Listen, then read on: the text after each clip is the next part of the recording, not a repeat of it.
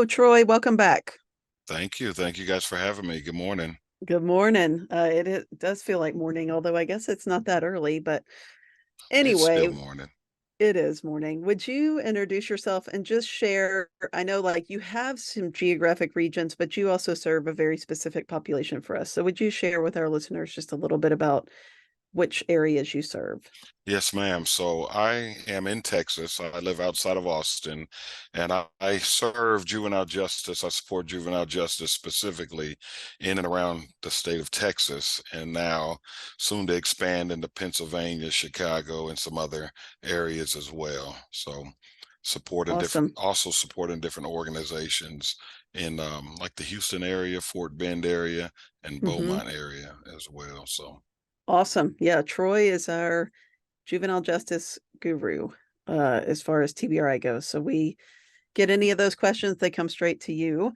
Um, all right. Have you always been a natural at TBRI, or is this something you had to kind of work at? Mm, well, that's a loaded question. I think I innately always wanted to give my best self to the kids that are vulnerable, right? Hmm. Especially in juvenile justice, coming from my background out in Southern California, right? And working with group homes out there. But I won't necessarily claim that my skills were as refined as they are now, right? Now that the last 7 years, we've been just really entrenched in TBRI and allowed it just to be infused in my personal and professional life. So naturally, Yeah. yes, I've always wanted to connect because my why is, my purpose. I feel like is to help these kiddos that don't have the type of support that say mine do, or that even I did growing up.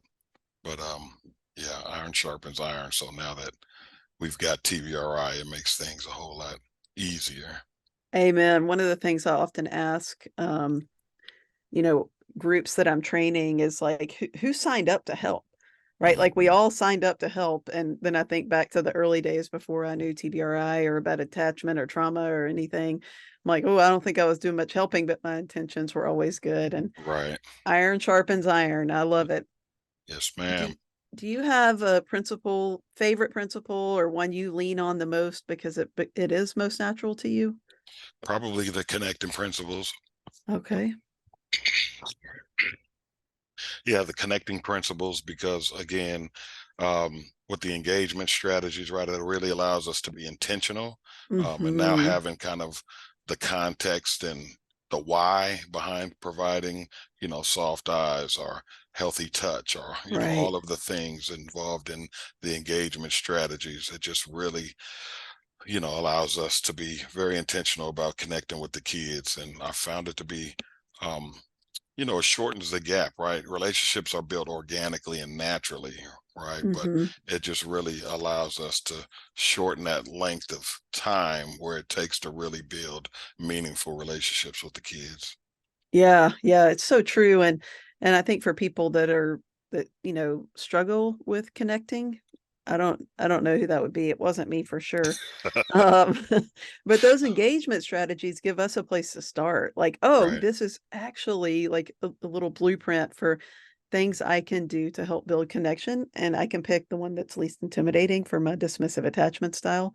And so I love the engagement strategies as well, although they're not always easy for me. Right. So let me So ask you, what is your least favorite engagement strategy? my least favorite Or engagement, most difficult, I'll say. healthy touch. I figured. What's your most difficult? Probably the eye contact, just because I have to be mindful of, the perception of me, right? Especially if I'm outside in the sun and I have this kind of snarl look, Yeah, even though I might not be mad or upset or anything, but my eyes sit deep into, my head, yeah. so it looks like I can be snarling at somebody or look upset or angry. So I always have to be mindful um, of that, you know, part of my perception. There you go. Troy, I think you're the first person ever to flip the mic on me like that. You caught me off guard. I had to. Couldn't help it. So buried within I'm gonna reclaim my spot and be the boss here. I'm just teasing. Buried or not buried, but within our principles, we have our strategies, right? Would you share which we kind of talked about it? So not within the engagement strategies, because we just talked about this, but which strategy is easiest for you and which is hardest?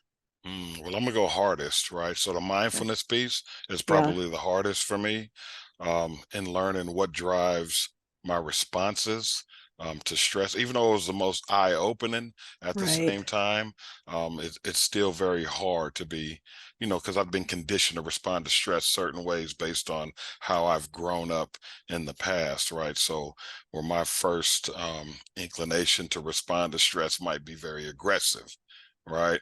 I have to be mindful of that and continue to remind myself, look, it's not about you, Troy, or your bruised Right. ego in this moment, right? So take a couple breaths, think Hmm. before you say something that you are going to regret that might end up severing this relationship between you and, this kiddo or whomever I'm engaging with. Yeah. I feel like during our trainer series, so you're our last interview that we've been able to do. You've been hard to catch. Just kidding. But we've had a lot of conversations about mindfulness Hmm. and like mindfulness into our own fear. Right, So, like you said, like when things start going bad, like I want to jump in and catch it and bring it back down and or our histories or any of that. So it's interesting because mindfulness seems to come up a lot. What's the right. easiest for you? I'm just going to go back to the engagement strategies, right? So Ah, yes, even though I sir. work in, very high restrictive environments, right, where touch was not necessarily an option, or, as staff or JSOs or supervisors in facilities, were always pretty hands off unless we were hands on, meaning in a level 4 restraint or keeping the kid or the environment safe. The healthy touch, giving the kid a fist bump, handshake, right? Tap on the shoulder, something like that. That's always been really easy. Just, to reaffirm that me and the kid, I got you. I'm Yeah, here, right? No yeah, matter what's going on in the midst of chaos, me and you, I'm gonna walk here, through it with you. So the healthy touch is yeah. the easiest. So, so I'm going to take a quick left turn and then we're going to get back on course. But do you think for other people in juvenile justice, the engagement strategies would be the easiest? Because to me, when I worked in juvenile justice, that would have been the hardest Right. because we were so hardcore about boundaries Yeah. and, I would have been confused about how do I even do these things, right? Right. Do you that's a really incredible natural thing that you have for the environment that you served. Yeah, Yeah. and I spend a lot of time just talking about what healthy touch looks like, right? Yeah. Because with the population we serve, where you can have upwards, up to 93% of the young ladies that come into juvenile justice have experienced, some form of sexual abuse, right? Healthy Mhm. touch can be a very sensitive, you know, thing for them and, for Yeah. the staff as well, who are also dealing with their own, issues. Mhm. But you have policies that literally say do not touch kids, right? Right. So we spend a lot of time. This doesn't mean we're going around bear hugging kids or giving frontal hugs to the female residents or the male residents, right?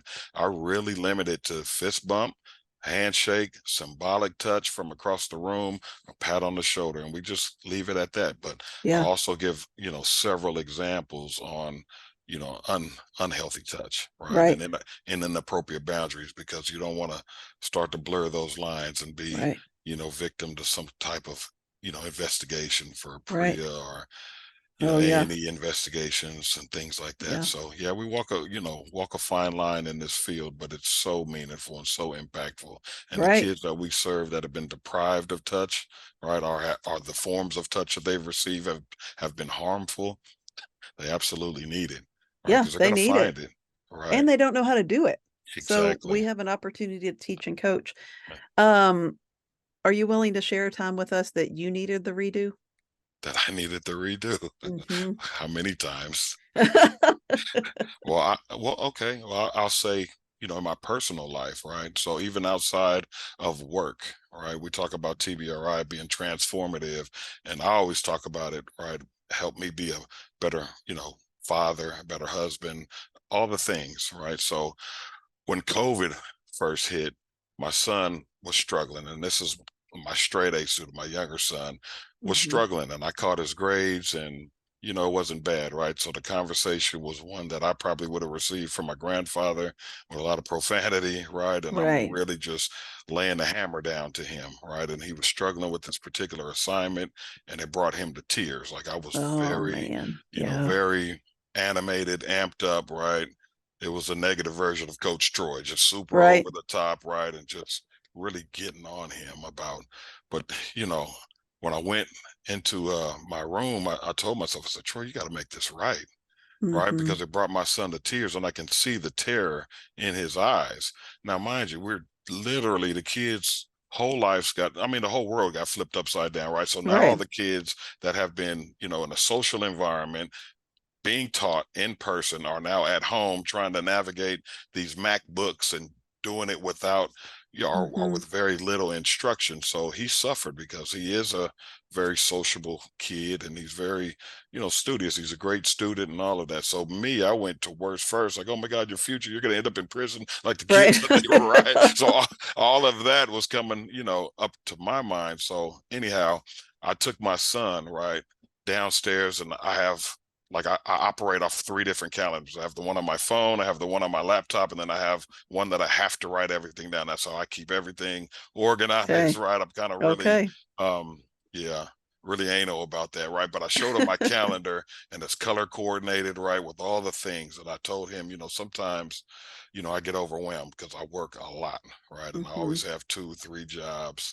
I said, but this is how I keep everything in line. And I said, you know what? When I get stressed out and overwhelmed, so I grabbed my car keys and we walked out to my truck, and I did, several laps around the neighborhood. We rolled the windows down, right? And I let him see the wind blow through this long, luscious hair of Oh yeah. mine, right? Uh-huh. But we just talked about doing deep breathing, right? I said, Yeah. this is all I do. I listen to some slow music, right? Some oldies but goodies, and Yep. I just breathe in this Yeah. air, and it helps me realign, right?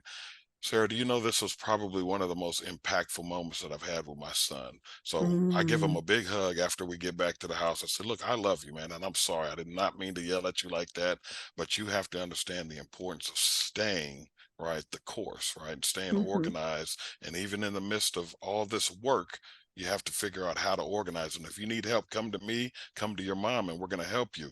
So my wife sent me a text message that next morning as he went to school, right? And it read, tell dad I love him. Because of him, I was able to get that done, right? Oh, So come that, on, man. I don't like to get all soft and mushy or anything, but for me as a father, right, being able to lend that type of support for my son was everything, Yeah. right? Yeah. Um, but I got it wrong the first time. But the beauty Yep. about TBRI is that self-reflection, right? Hmm. And when we have a severance in the relationship, that repair piece, Yep. right?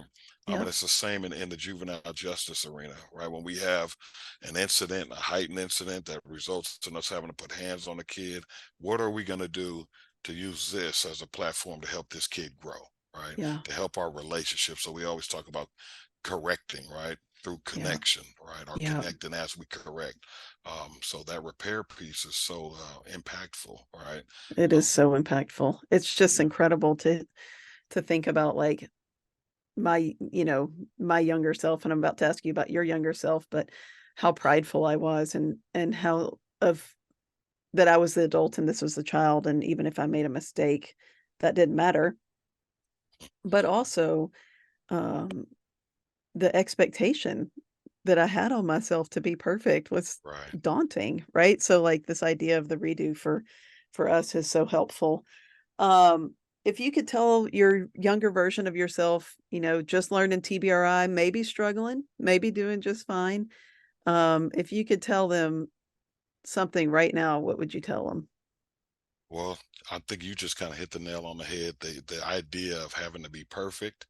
So coming back from TBRI, practitioner training, a lot of eyes were on us as the Mhm. new practitioners, right, on the floor. And what does this look like, right? So wanting to get every situation right, and that's just not possible, period, right? Yeah. So I would go Yeah. back and tell myself, don't beat yourself up, one, when things don't go 100% according to plan, and then allow yourself grace and the ability to fail forward, Mm-hmm. right? And Mm-hmm. by failing forward, that means reflecting back on what went south, right? And then doing your due diligence to do that repair piece. Yeah. Yeah. It's really, really so important. It just is. And oh, I'm Yeah, glad we're here now. And I think our younger selves are hopefully forgiving us for being so hard on ourselves. So, absolutely. I hope so okay. too. Are you ready? I've got some rapid fire questions for you. Rapid fire, let's do it. All right, let's do it. Favorite food? I'm a steak guy, and most Steak. specifically, Perry's Steakhouse. They have a bacon wrapped filet that is just to die for, and they put Okay. crab meat on top as well. Oh my goodness, the Where's most. Perry's? Perry's, there's one in the Domain, and then there's one downtown off 7th Street. Okay. Okay. Mhm. Coffee or tea? I'm a tea guy, sweet What's your tea, favorite kind of tea? just sweet tea. Oh, iced tea. Iced tea, yes, ma'am. Okay, iced tea, sweet tea, Texas sweet tea. Walk up song or theme song? Mm. Oh man, I would go the instrumental. It's a song called "Here I Go" by Mystical.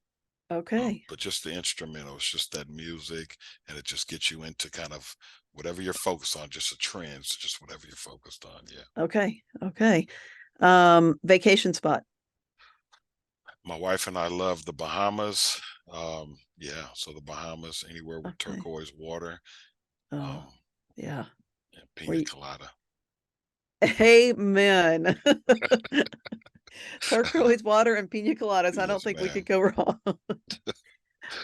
Favorite animal? Favorite animal? Hmm. My favorite animal would probably be, I guess, my little Yorkie poo named Tank. Stop. His name is Tank. Darren makes fun of me because I have a Yorkie poo named Tank. I I have a hard time seeing this, but you're gonna have to share a picture with me next time I see you. I got you. Yorkie poo. That was completely unexpected. I might need a minute to regulate. Which is crazy because I've never been really a dog person ever since I was a Uh-huh. kid. I had a Rottweiler that passed, Yeah. and then I cried. And so the dismissive part of me said, I'll never love another animal again because I Yeah. don't want to feel this again, right? Yeah. So Tank is the first dog that I've let kind of into the house and really, he's a part of the family. So How much does Tank weigh? how much does my foot weigh? I don't know, maybe 5 pounds, That 8 pounds, little? maybe. He's Oh small, gosh. 10 Okay. pounds, maybe. So is Tank the boss of the house or your daughter? Oh, no, not at all. Maya's always going to be the boss of the house. As I much as I would noticed. like to say it's dad, but my daughter's definitely the boss of I wondered. everybody. All right. Favorite sports team, and this one might break my heart, but I'm okay. I'm ready. I am a Raiders fan, born into the Los Angeles Raiders, and Mhm. they've been breaking my heart for the last 20 years. Yeah, I was Yeah. going to ask how y'all are doing this year, but I'll give you a break. No, Uh, thank you. I appreciate it. We did beat the Broncos though, so I get to give. So Amanda Purvis beat me in fantasy, but we beat the Broncos. well, Troy, a couple of years ago, I would have said that is a major feat, but I think we just saw Miami beat the Broncos by like 50 points. Yeah, I put up like 70 points on it. It was crazy. All right, favorite hobby. Favorite hobby? Just spending time with my family, Yeah, creating memories, and it doesn't necessarily matter what, right? It could be at the park with my little girl. It could be yeah, on the Bahamas snorkeling with my family, right? yeah, Just creating memories that are going to last a lifetime. yeah, yeah, absolutely. Troy, thanks again for being back on the podcast. I look forward to having you back again sometime. Yes, ma'am. Thank you, Sarah and Emily. Thank you guys for everything you guys are doing. These podcasts are amazing. Thank you.